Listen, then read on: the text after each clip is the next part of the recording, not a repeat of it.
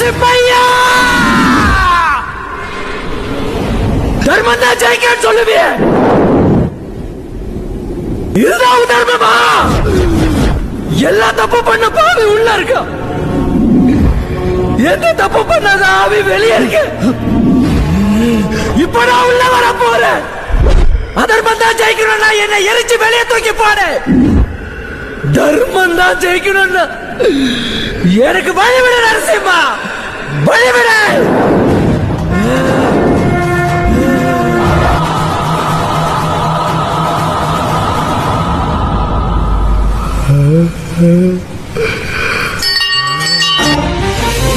सहस्र शत सहस्र कोटि कोटि केसर नरसिम्हय्या